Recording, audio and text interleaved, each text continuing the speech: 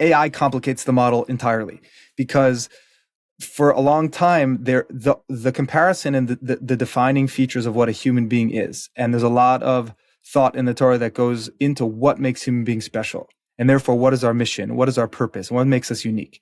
And for a long time, it was in comparison to animals. So people thought, oh, yeah, that ruach, that level of cognitive functioning is really what, that's where we're different from them. That's where we get the edge. And then in comes AI. And AI is so good cognitively. It is so good. It is scary how good an LLM is at as you said, asking questions and digesting data, and the speed at which it does it. It's astounding, and it's amazing. It's really amazing. It makes us rethink what consciousness is and what sentience is, because until AI showed up, there was a correlation. There was a one-to-one correlation. They went hand in hand. The level of cognitive ability and the level of sentience. The more sentience and the more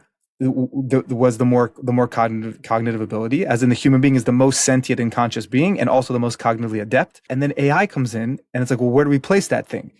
This is The Dilemmas on Screen, a Jewish perspective podcast, where we take ambiguous moral situations in fictional popular movies and TV shows and analyze them from a Torah lens. All right, Rabbi David Kosofsky, thank you so much for joining us. Pleasure to be here. Yeah, it's amazing. All right, so first, thanks for joining us on this episode. And obviously, Ex Machina, AI, like literally the topic of the day. People can't stop talking about it. I work as an attorney. AI comes up all the time. So an important topic to address. And I guess just before we get started, can you tell us a bit about yourself, and then we can get into the episode itself, and we'll start presenting the dilemma. Sure. First of all, thank you for having me. A pleasure to be here. I really appreciate the opportunity. Once upon a time, went to university, went to college a long time ago now. I went to Wash U, where you are. You're there. You're in St. Louis. Yeah, so I'm not in St. Louis anymore, but that is where I went to law school. I went to Wash U Law. That's right. Yeah. Right. So I went to Wash U undergrad, and that's connection there. I studied philosophy, neuroscience, and psychology, trying to understand the mind from a couple different angles, from the philosophical side, psychology, and also the neuroscience. My dad is a neuroscientist, neurologist. He's a MD, PhD, so he's a big inspiration for me in there. That informed what I studied in college and a lot of my explorations. And then when I went to yeshiva after that, I think a big motivation was to figure out what life is about and what consciousness is about. On the journey, seeing what the Torah had to say about consciousness. People used to ask me after I went to yeshiva, people say, what did you study in college? And I said, philosophy, neuroscience, and psychology. It's basically like secular Torah. That's how I like. There's something very, I feel, spiritual about it, in which I hope we can talk about later, but there's something I think inherently spiritual about the mind and about consciousness that leads to thinking about things beyond, which has always been interesting to me. So here I am now. Now I live in Jerusalem. My wife is from Australia. We lived in Australia for a little bit. We were doing kiruv, we're doing Jewish outreach. So meeting with young Jewish college kids and taking them on trips to Israel and teaching and doing a lot of that kind of stuff. And now we live in Jerusalem. I'm an avid meditator. And I teach in a yeshiva over here once a week on Torah and consciousness. That's basically the topic of the series. And we do practical meditations and look at the Torah sources that talk about it. So this is a big passion of mine, and I really appreciate the opportunity to speak about it. So thank you. Yeah, absolutely. It's a pleasure to have it. To have you here to talk about that. That sounds like a great background. And it's kind of funny as you were speaking about how you were studying secular Torah. It's kind of interesting how we both studied very different things in WashU. Like you studied like consciousness and the mind, and I was studying law. That is also kind of like secular Torah. Like yeshiva deals with like halacha in terms of Jewish law and the study of the texts. Then you also have obviously like, what's life all about? What are we meant to be doing here? How do we think? So that's great. So thank you yeshiva, and thank you WashU. Yeah. we'll see how much that informs us. So Ex Machina is effectively about, there are like 3 or 4 main characters. There's Nathan, there's Caleb, and there's Ava. Nathan is this, billionaire programmer who effectively created the Google of the movie. It's called Blue Book, but he created this huge search engine. And Nathan invites Caleb, who's this young programmer, to come visit Nathan for a week. Now Nathan lives in this kind of super remote location where there's no civilization, there's nowhere. It's like this idyllic paradise. It's beautiful around. And the reason why Nathan invites Caleb there is to test Ava. Ava is this machine. She's this robot, this AI. And Nathan wants Caleb to see if Ava is able to pass the Turing test in terms of does Caleb realize that this is just a machine? Or is Caleb convinced that this machine has achieved personhood, that it really feels like and is a real person? That's Caleb's job over the week. Throughout the week, Caleb and Ava obviously have a bunch of interactions. Ava tells Caleb that, she wants to kind of, escape and run away with him. And then Nathan is like this villain who's trapping the robots in town, like in his complex. And Caleb eventually finds these videos of these pre-Avas that are like, beating against the walls, trying to escape, like kind of breaking their machinery apart as they're desperate to leave.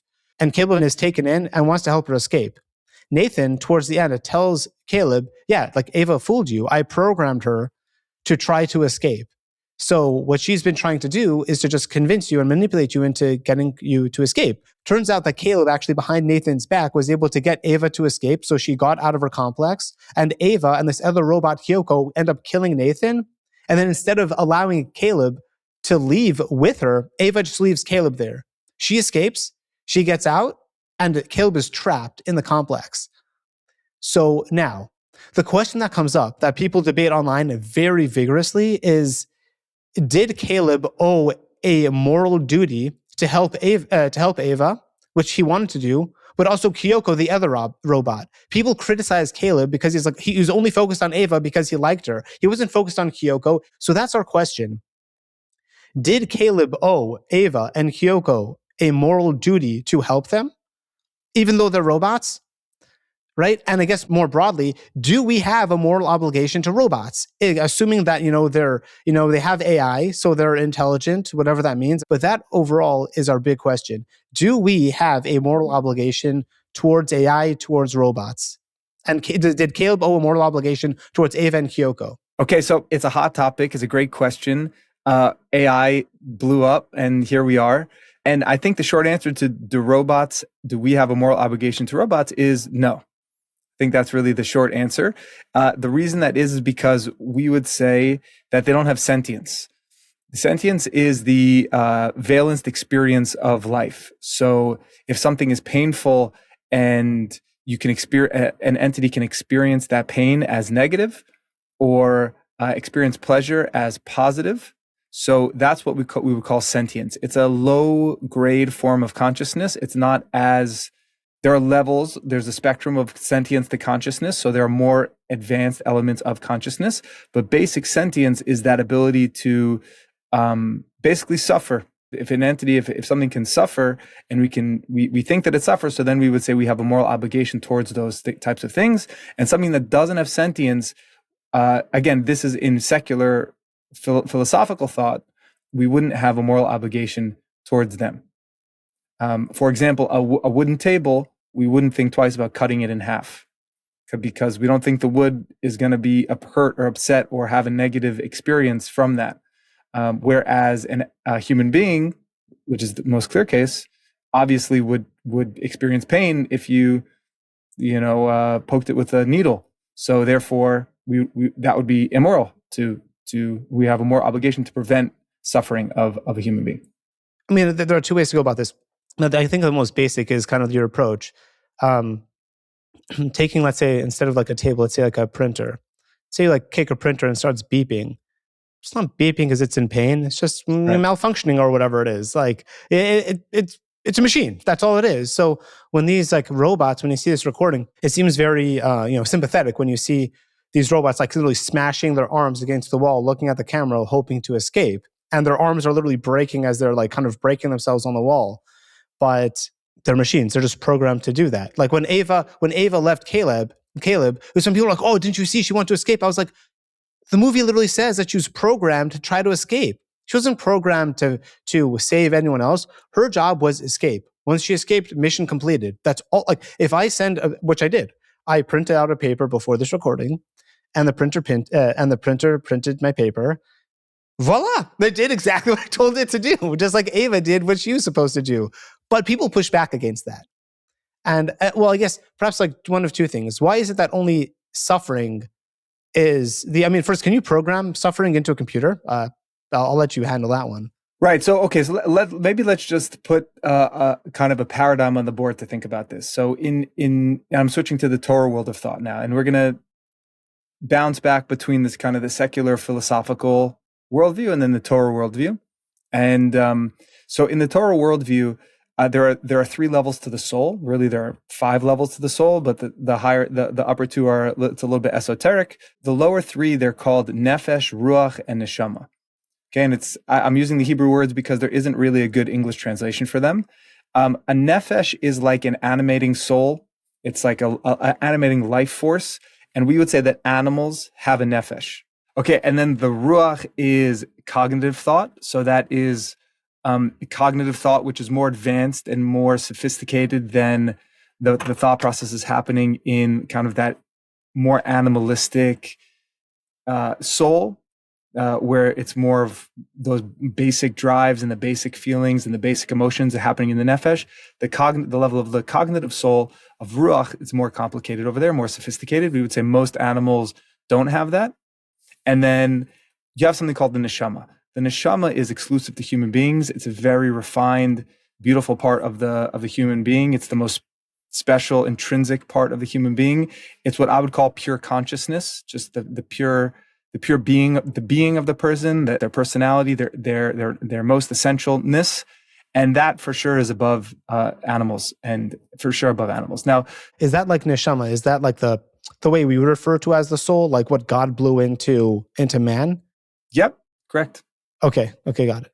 And we would say it's a unique feature of being human, is that we have this thing called a neshama. We have certain aspects of consciousness that no other species has. We have a certain ability of self-awareness and the ability to ask questions. Very interestingly comes from there.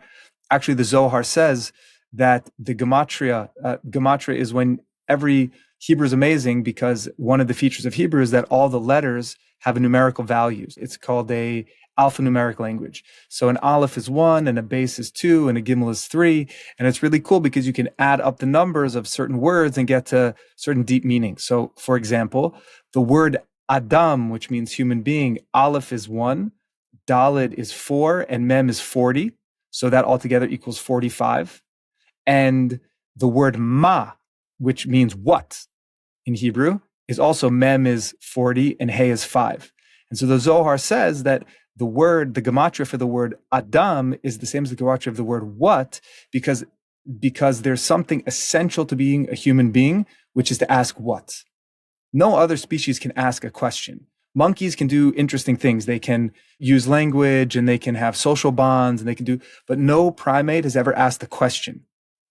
They've never asked an esoteric existential question before. And that's very interesting. It's a unique feature of human beings. We would say that comes from, not from the level of nefesh, but above that, the level of neshama. Got it. And just to clarify, when you say asking a question, it's not like, where's my food? Right? Like they might right. go like this, banana, Right. Well, but which is them saying like, can I have a banana? But you're saying like they won't ask like, or they might even ask like, where is my mate? But they're not going to ask.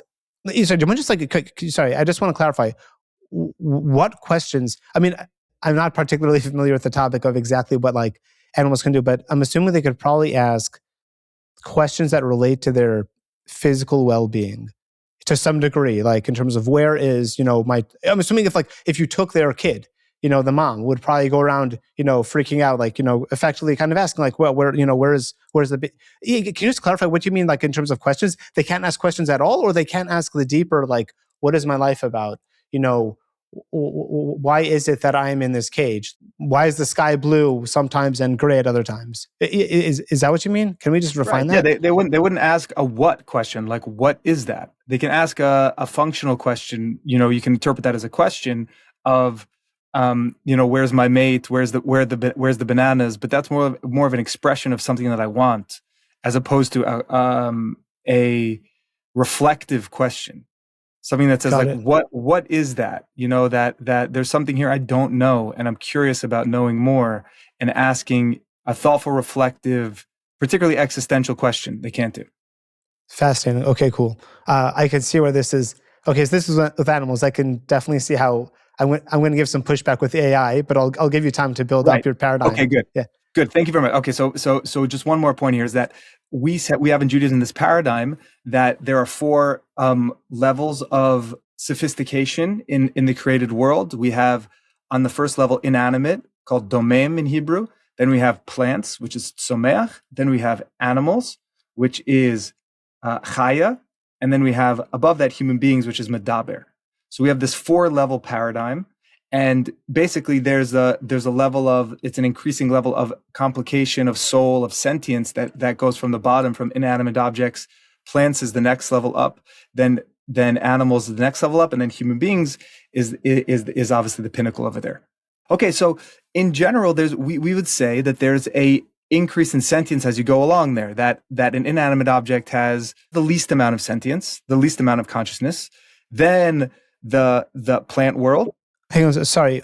Are you using sentience and consciousness as a synonym, or are those two separate things? We'll come back. They're cousins. They're not the same thing. You can have sentience without consciousness. Consciousness is a higher order than sentience. Understood. Okay, fine.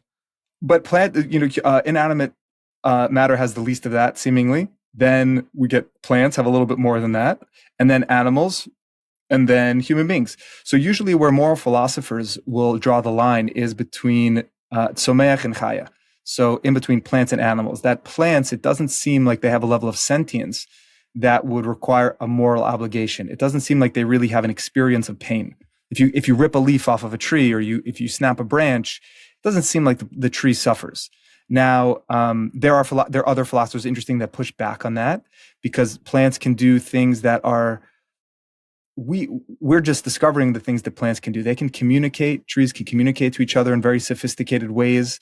They go towards positive things like sunlight, and they go away from negative things like damaging things. So it does seem like they respond to their environment. Yeah.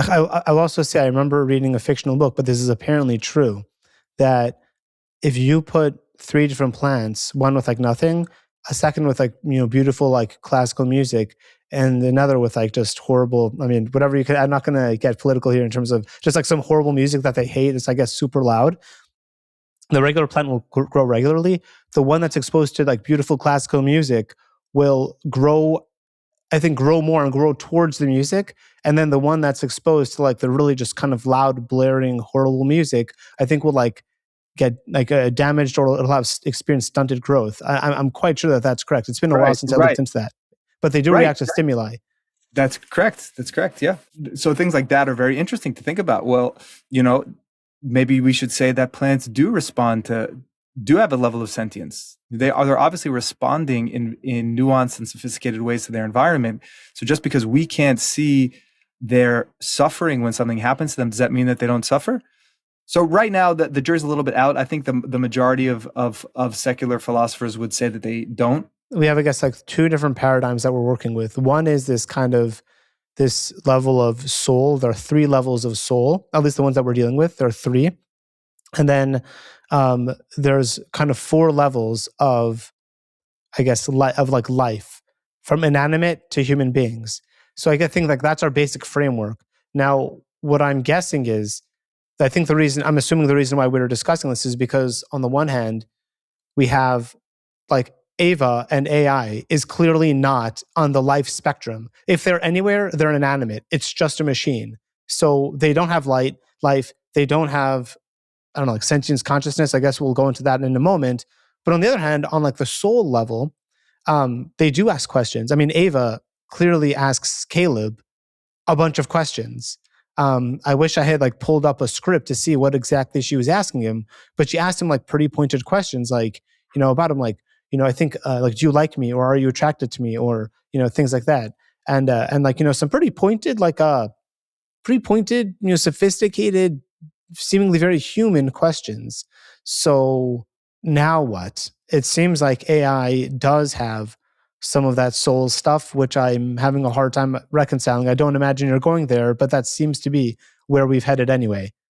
Great. So you summarized it beautifully, right? So we have these four levels. We have inanimate objects, plants, animals, and then human beings, and we have this other paradigm of the soul of nefesh, ruach, neshama. And the way that we would say it is that inanimate objects and plants they're less sophisticated and they don't have the level of nefesh. The level of nefesh comes in by animals, that animals have a nefesh.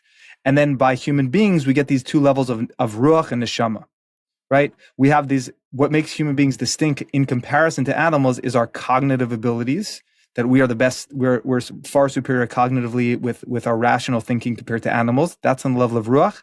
And we have this other element of a certain level of consciousness from the neshama, a certain awareness of morality and of our existential awareness and self-awareness that lives in the neshama. Yeah. And sorry, I feel like I need to clarify almost for myself, like, is it all just about like level of intelligence? And the reason why I push back is we're not just intelligent beings, right? I mean, in terms of we're a soul, like there's this level of spiritual infusion that happened.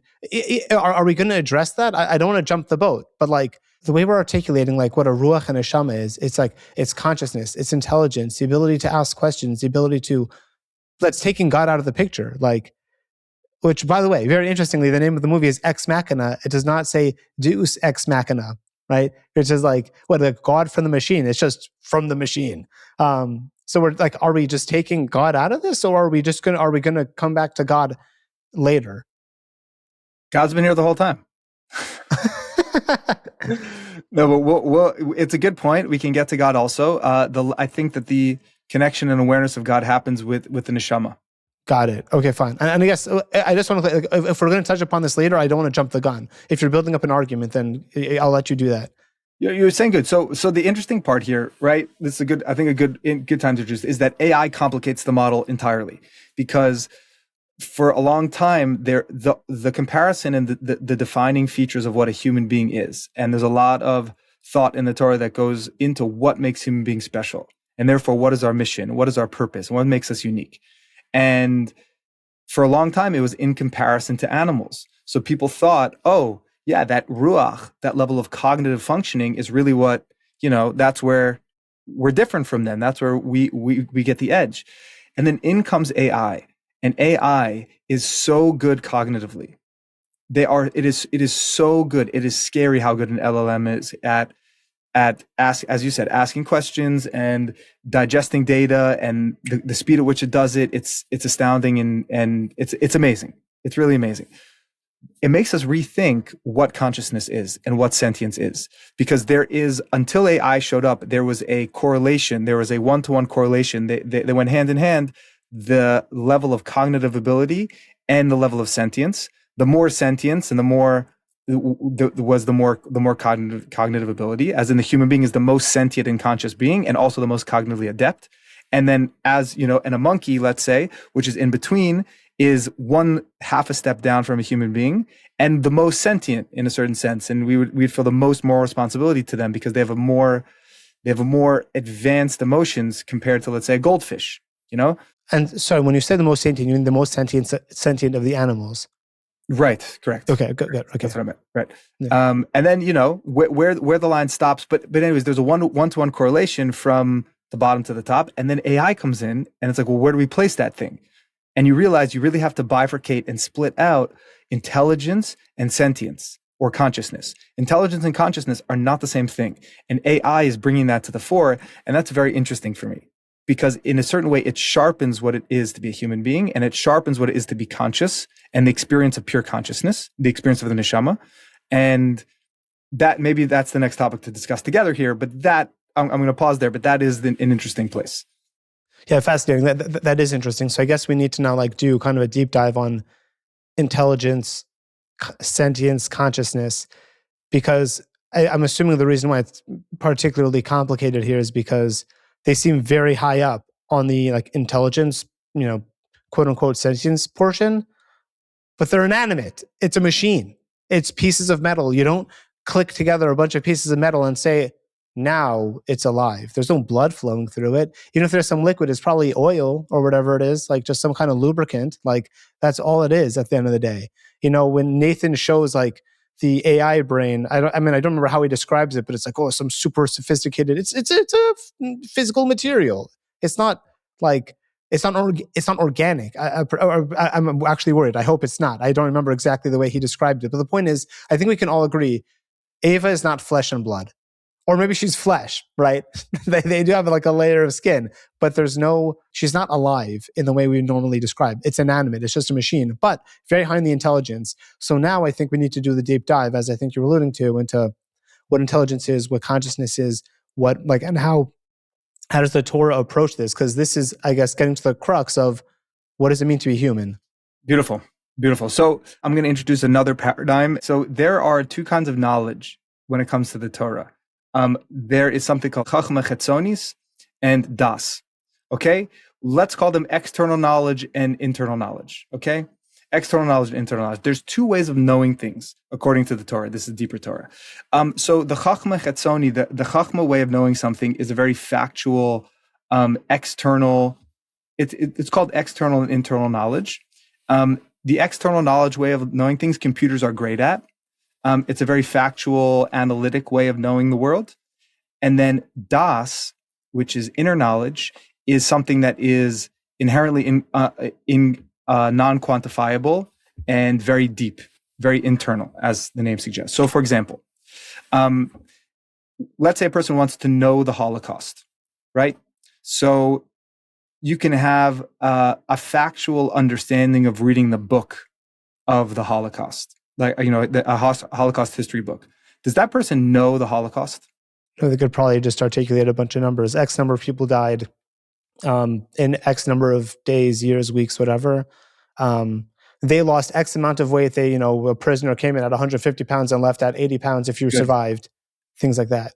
Excellent. So they would have a very, what we would call intellectual, factual, in the Hebrew term, chachma, orientation to the Holocaust. And they could tell you that is one feature of the Holocaust.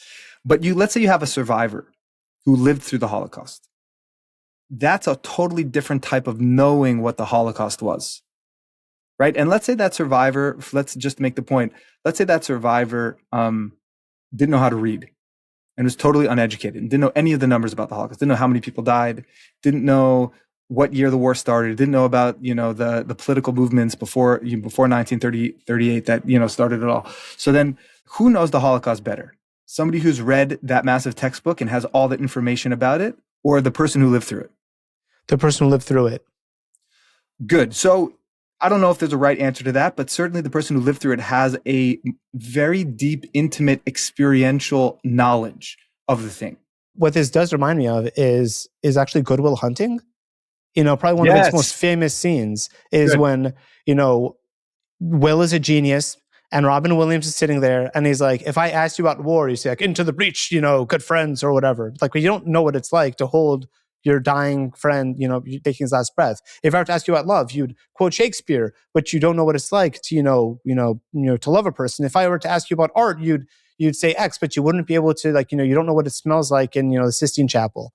I mean, I think that very well may be the most famous scene in that movie. And it's already a very well-known movie. Just because he's speaking about, Will, you're very good at the external knowledge, fact quoting part of intelligence, but that's not everything. That's not even the most important thing. Very good. Very good. That's a beautiful, that scene is a perfect depiction between the external mind and the internal mind. That Will is a person who has tremendous external knowledge, but no internal knowledge.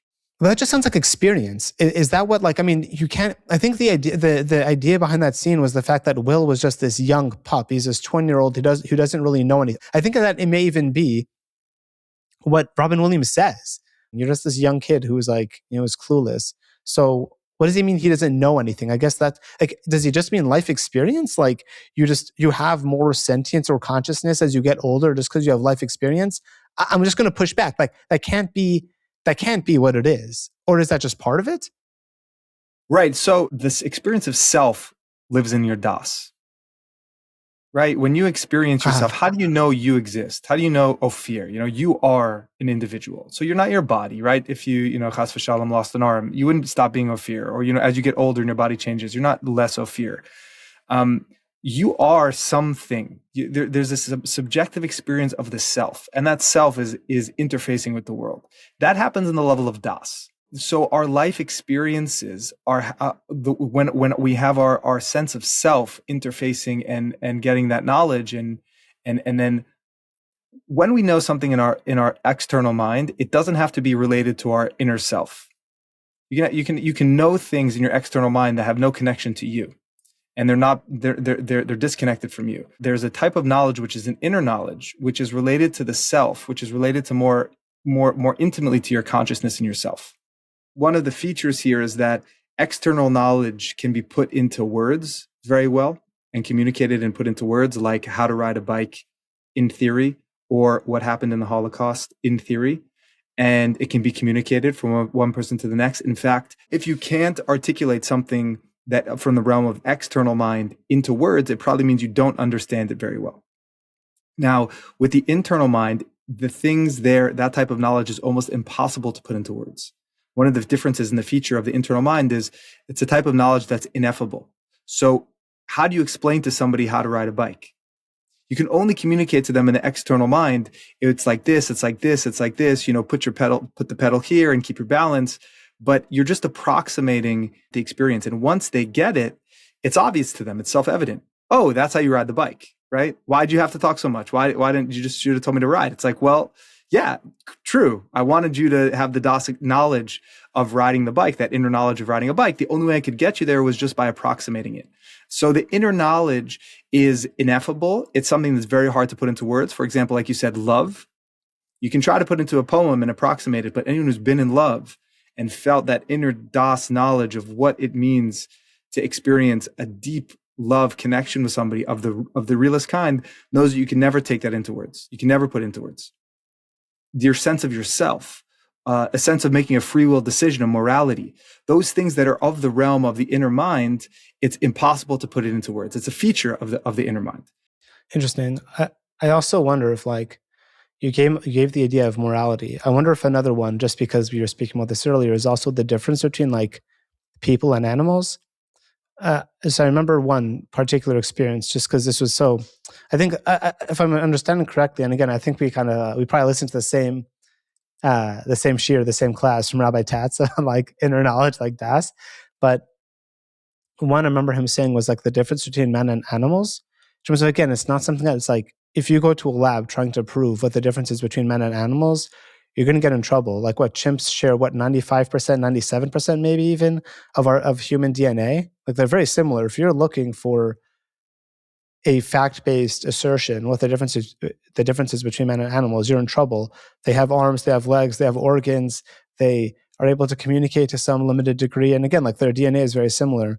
And I just remember when I was teaching in Dallas, this is before yeshiva, but as I was kind of getting more interested, I was teaching at Temple Emmanuel, this Reform Temple Sunday school, and we were talking about morality, Jewish ethics. And so one of the first, the first or second class, we were talking about the 10 Commandments. And so we got to do not murder. I was like, yeah, guys, is murder wrong? They're like, yeah, of course it is. And people are like, yeah, you can't kill people. And someone's like, yeah, you can't just go around killing animals. And I was like, oh, hang on, whoa, let's hold up for a second. I was like, yeah, I actually agree with you that you can't just go around killing dogs and cats and whatnot, or even just squishing flies. But it's not the same thing as killing a person. And I don't know how to explain it. I could just tell that the idea was not landing. These were kids in grade 7 to grade 8. So they're 12 to 14-year-olds. And so I remember asking them, this is a class of about 15 kids. And I asked them, I was like, hang on. Do you, you guys all understand, people and animals are intrinsically different, right? And it wasn't landing. I don't know, there was just a sensation I could tell, where just people weren't necessarily vibing. And this is back in 2014. And so I finally asked, I was like, who here believes that there's an intrinsic difference between people and animals? 3 kids raised their hands. I then asked, who here believes there's no intrinsic difference between people and animals? 7 kids raised their hands. And then a bunch of other kids just, didn't want to respond. But I was I found that mind-blowing. And then I was going into this idea of look, it was hard to explain. I was like, it's hard to prove that there's a difference between people and animals. It's just something that so is that the knowledge we're talking about?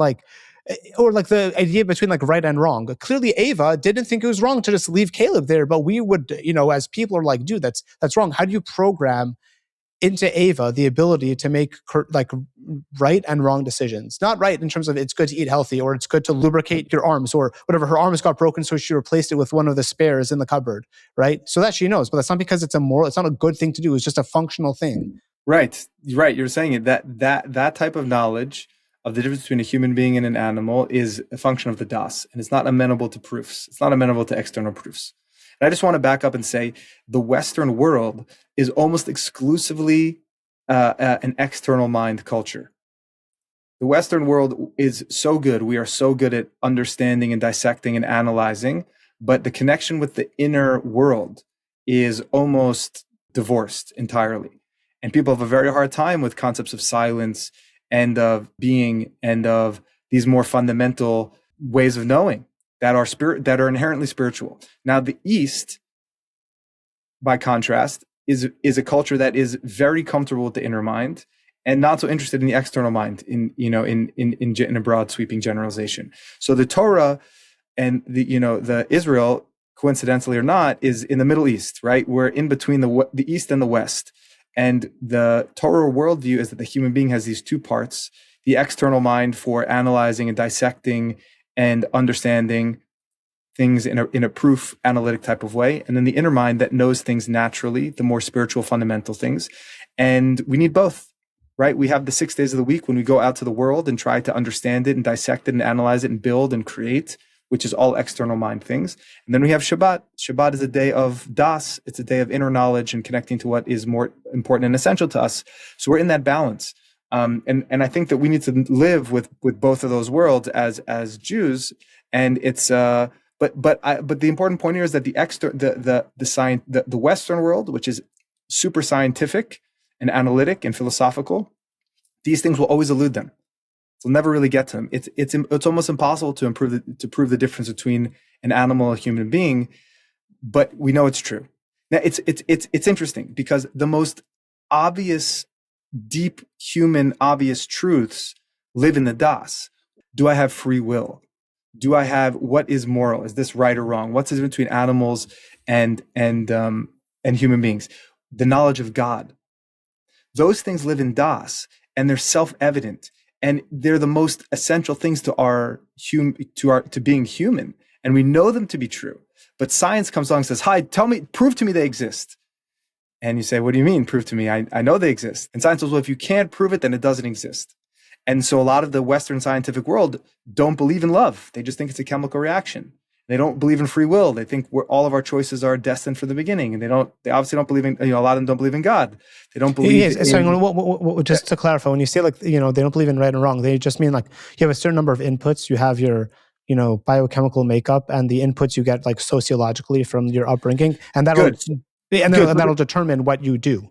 Is that what you mean? So both on an individual and a societal level. If you don't have, if you try to figure out what's moral and not moral on a societal level, it's extremely hard because you run into a problem called moral relativism, which is that one culture says X is wrong and one culture says Y is wrong, and who's to say who's right and who's wrong? You have a tribe in a rainforest that is cannibalistic. Is eating human flesh wrong?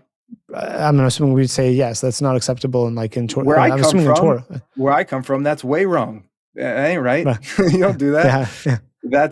That's morally wrong. Now, but why? Prove to me that it's wrong. Right.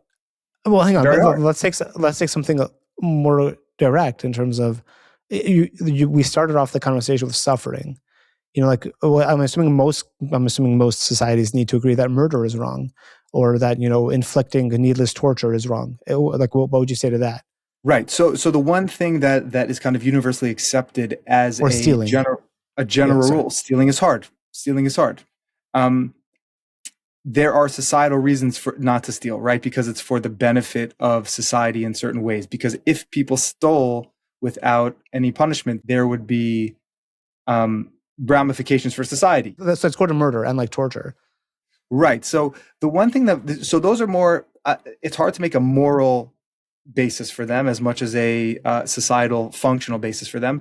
But one thing that philosophers seem to agree upon is that suffering is bad and avoiding suffering is good. And that's kind of the general guiding principle for moral ethics, for ethics and morality from a secular lens. You're basically trying to minimize suffering.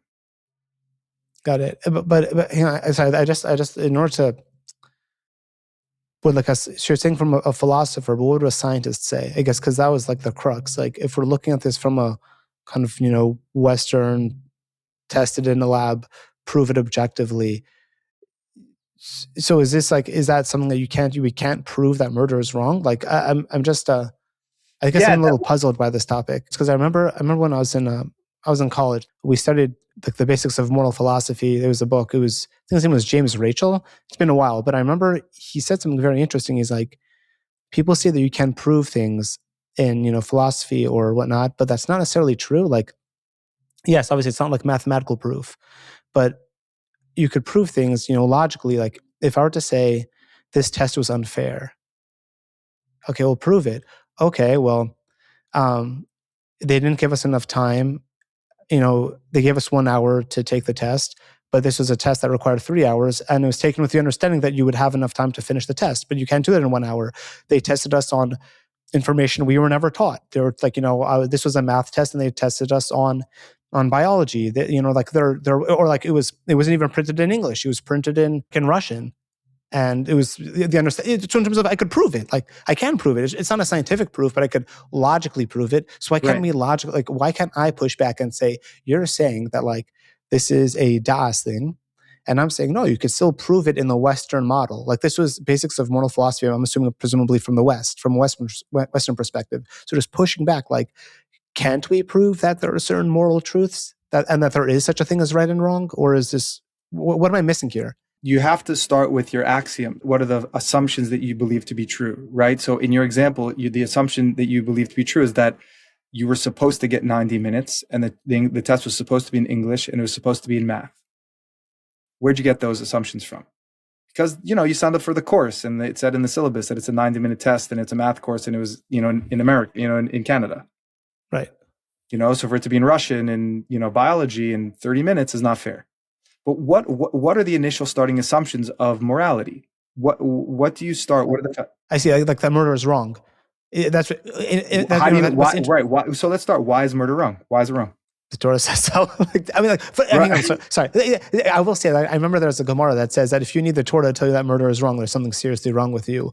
But I will say, I remember I was watching the show. Can I make a point on that? Yeah. I think that would be appealing to a person's das. Every person has an inner sense in their das that murder is wrong and that stealing is wrong. That comes from their inner sense of consciousness from God. So that is true. But if you try to prove it logically, it becomes very tricky, very, very tricky. Right, and truth is what I think it was like one of the definitions of being like a psychopath or a sociopath is the fact that you don't feel that. Like you would, like such a person might murder you, but they know that there will be repercussions. But it's not because they feel that it's wrong. They don't have that sense. Right as I was coming closer to Torah, I watched Vikings, the TV show. And I remember it was very interesting because they kidnapped this Christian priest, this Catholic priest from whatever, England, and they brought them back. And then the Vikings were like sacrificed these like two young maidens on like the boat. Like one of the warlords died. So they put these two maidens on a boat and just killed them as like a human sacrifice.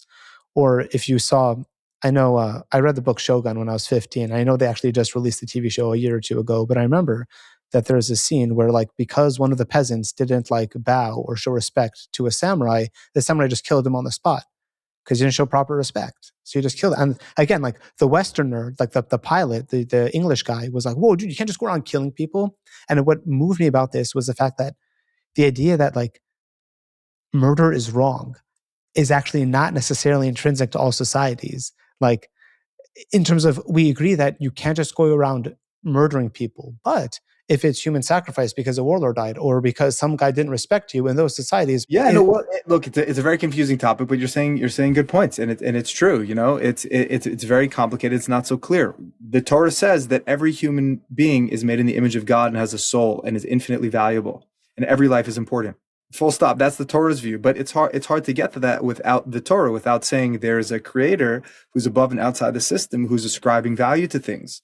If you start from the bottom without a creator and you look around the world with intellectual principles, it's hard to get the divinity of a human being and therefore the sanctity of a human being. So therefore, a life is not invaluable. So I guess bringing it back to now I'm like, I feel like I'm confused, which perhaps is just the nature of the discussion at hand, like the topic at hand.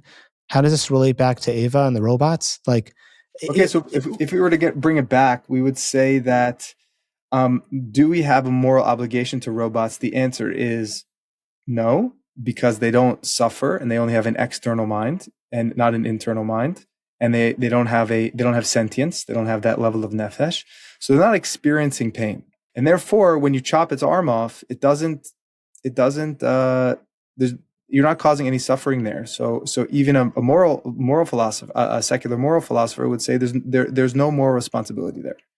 But with the same person, let's say you took a person and and let's say his nervous system was just, that's like a person's paralyzed. Like a person's paralyzed below the waist down. He literally has no sensation in his legs.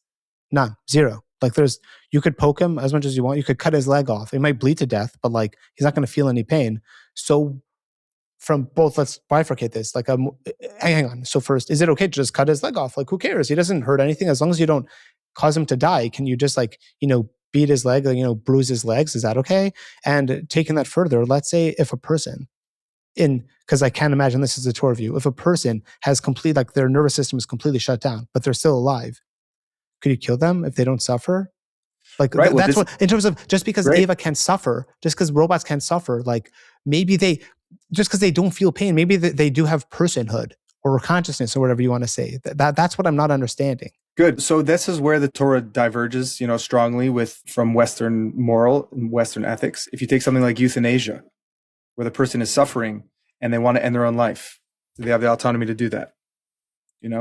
So the ultimate kind of value, it's changing in different places, I think, but that value, that suffering, ending, minimizing suffering, is the North Star, makes you think, yeah, of course a person should take their own life and be able to take their own life, or if you have someone who's in a coma who maybe is experiencing pain, even, should you keep them on a ventilator or not?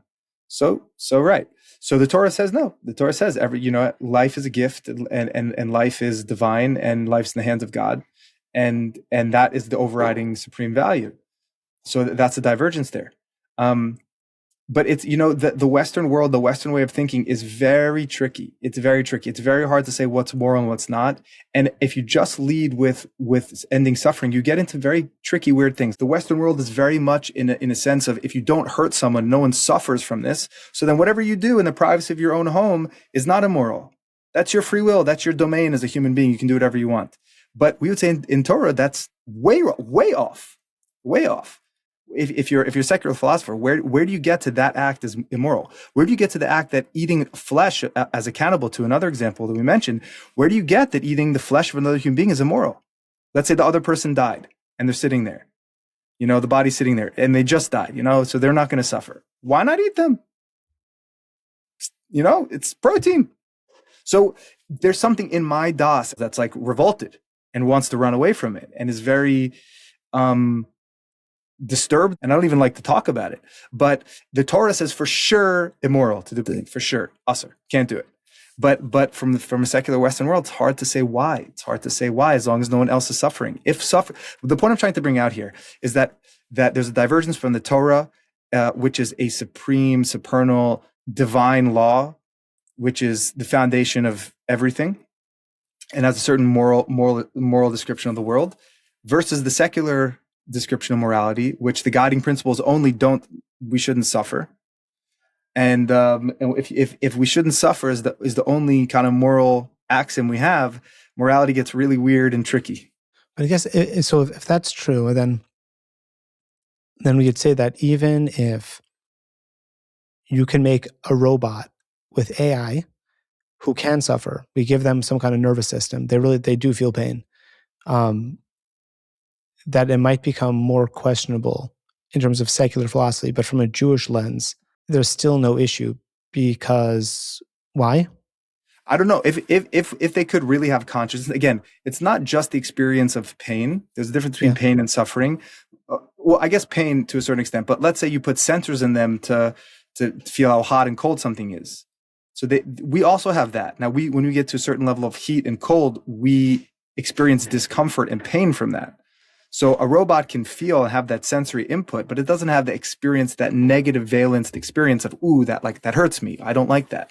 So, but let's say they did. I guess what I'm just trying to understand right. is, I think let's say they could experience pain and they could suffer. They were programmed to a certain point. And let's say they started again asking questions. I guess I'm still not entirely clear on, from a Torah perspective, did Caleb have a moral duty to save Ava and Kyoko? So we know the answer is no, but I'm still not entirely sure I understand why.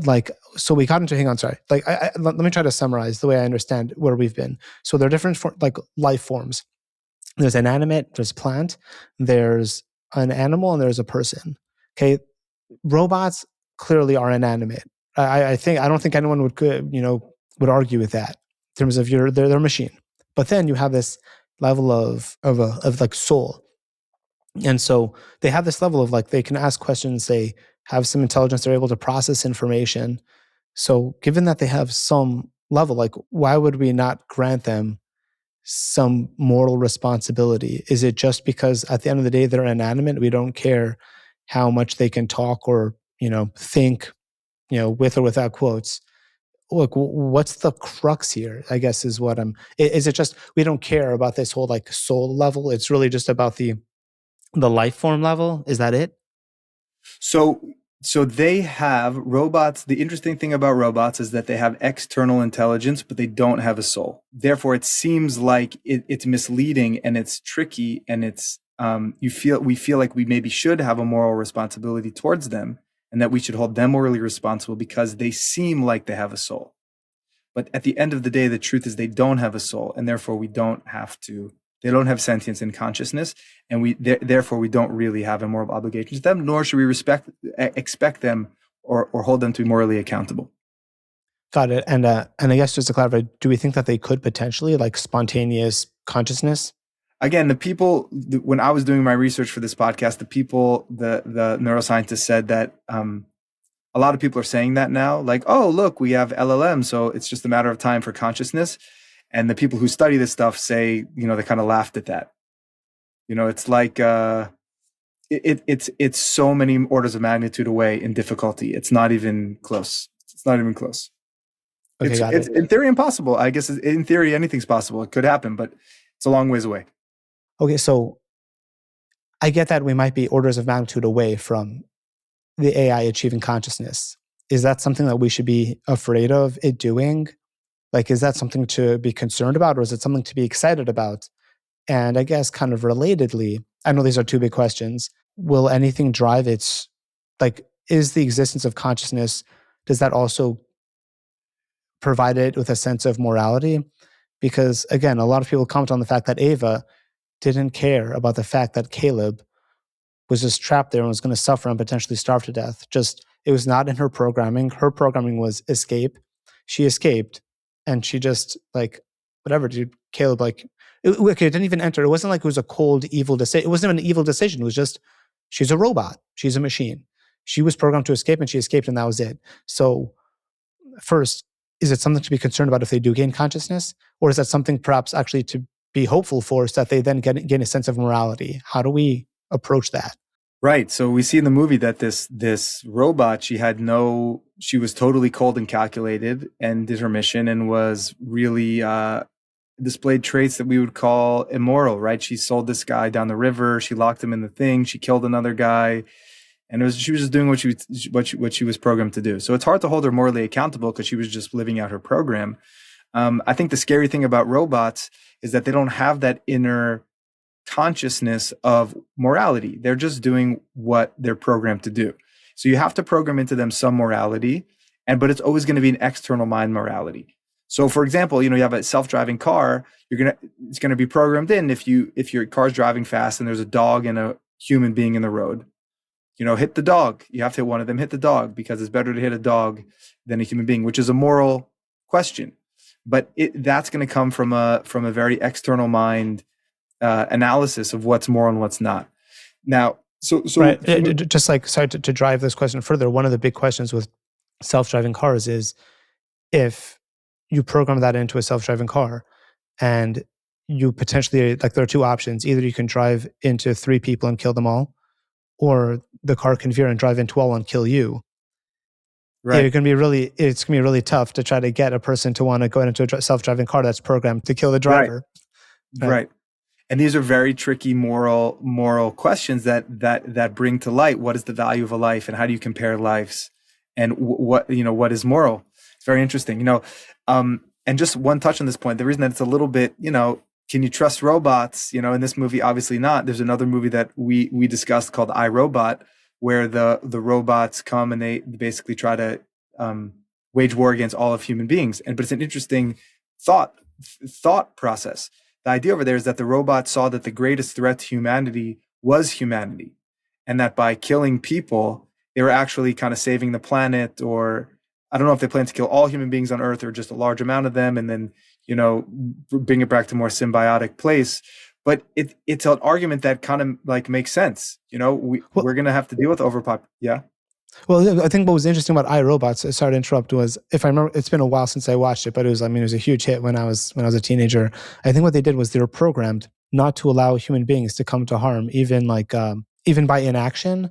So the robots, because they're programming, then I don't think they were necessarily, if they killed some people, it was fine. But the idea was that we're going to just take over the government and all of human society because you are leading to your own self-destruction. And our programming says we can't let you come to harm even by inaction. So we're going to take action to make sure you guys don't come to harm, even though they're overriding our self-governance, our right to self-determination. I think that was the issue. Right. That's what made it so. So just coming back to our question, should we be scared of AI, or is it capable of achieving if it achieves consciousness, will it then have a sense of morality, or is it just maybe, I think we have to trust God. These things are possible, so you never know, but it's not wise to be worried and afraid all the time. So who knows how it will unfold. The Jewish vision of life is that always we're going towards redemption, and that the final stop is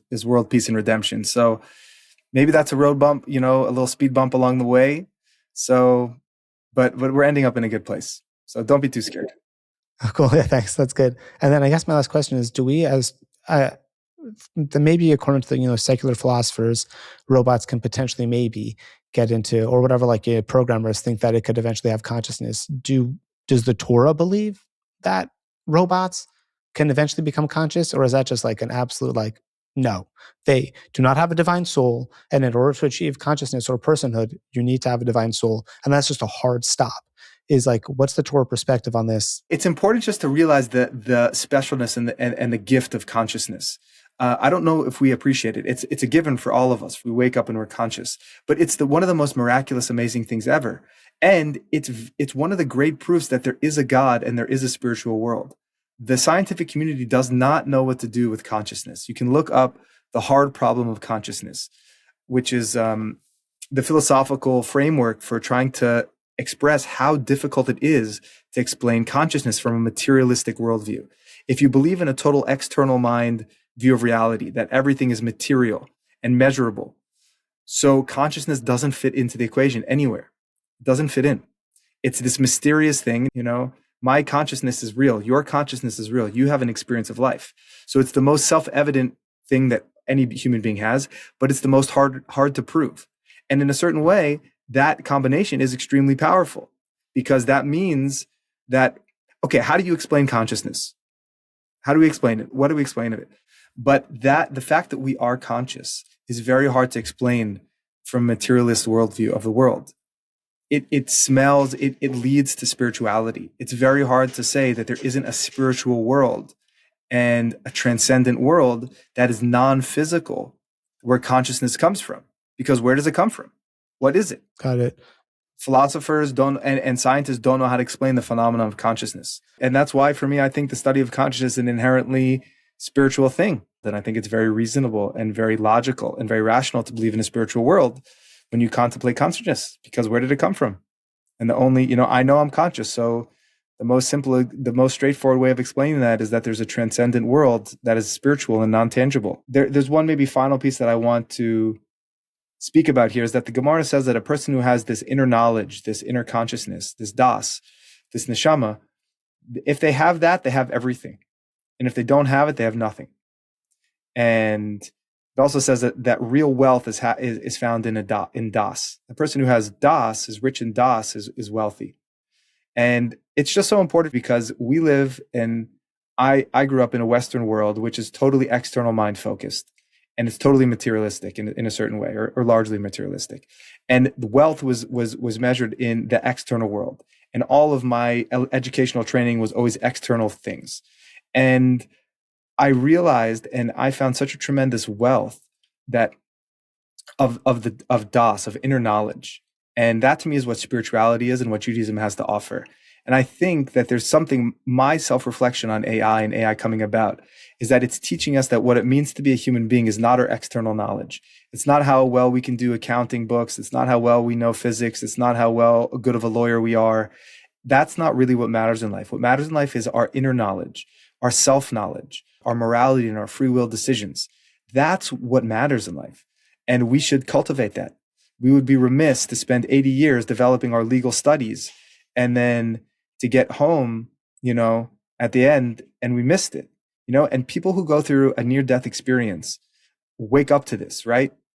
They could spend 90% of their time pursuing their law profession, their medical profession, whatever, and doing all external stuff. And in a moment, a near-death experience can get you in touch with your das, and you realize, whoa, what matters is me, and what matters is my family, and there's a new quality, there's a new dimension of life, and that's really where the good stuff is.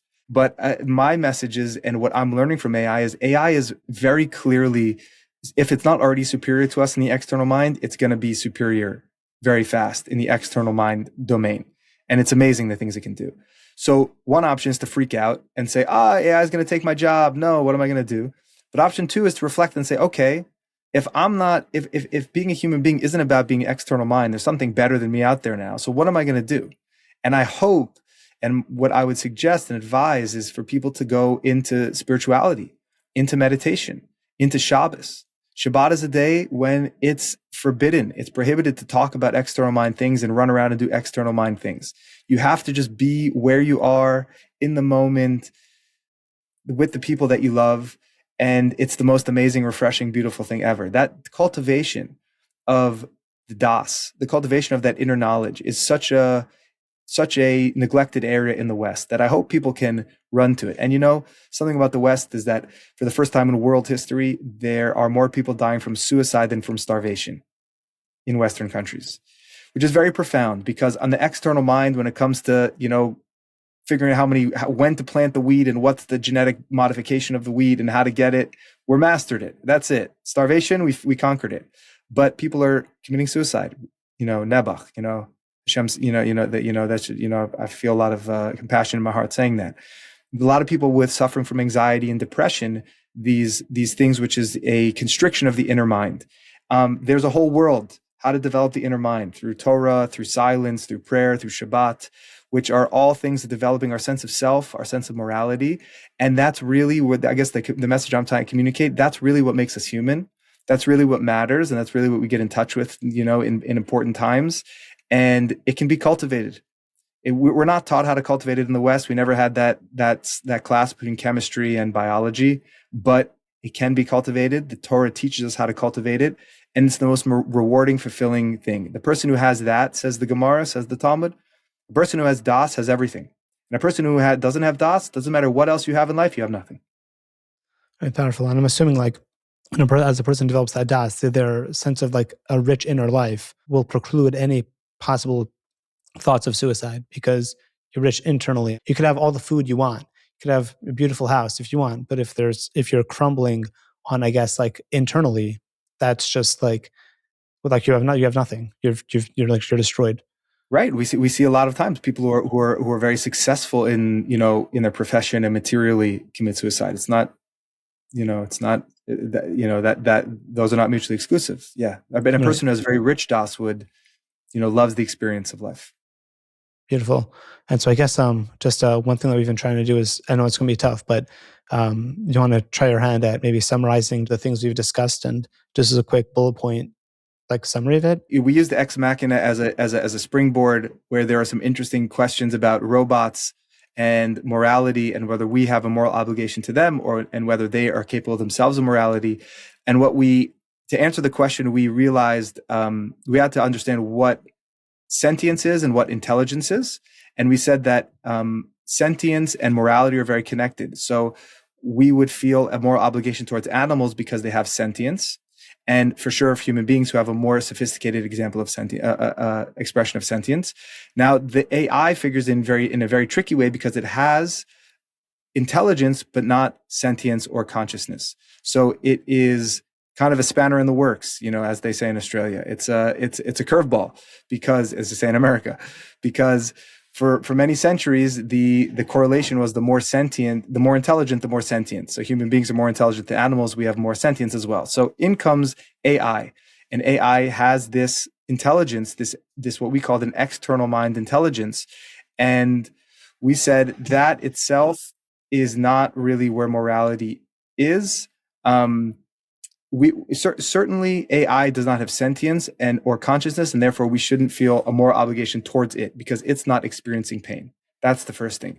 We then went on a further tangent about whether it itself would be capable of morality, and we got into a place where if you only use the external mind and only use proofs and logic, it's very hard to come up with a cohesive sense of what is moral and what is not. You start with suffering, and that's really as far as you get.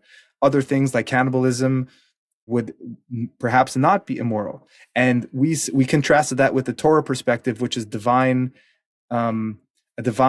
transcendent set of morality, which ascribes has a whole different set of axioms that underpin that set of morality, where suffering is obviously a big component of it, but there's also other things like the divinity of a human being, which feature as an axiom. And so it becomes a whole new moral set, which I believe is the ultimate moral code to follow, and it is by far the best moral code. We said that a human being has an inherent access to that morality from their inner knowledge, which is called their das or their neshama.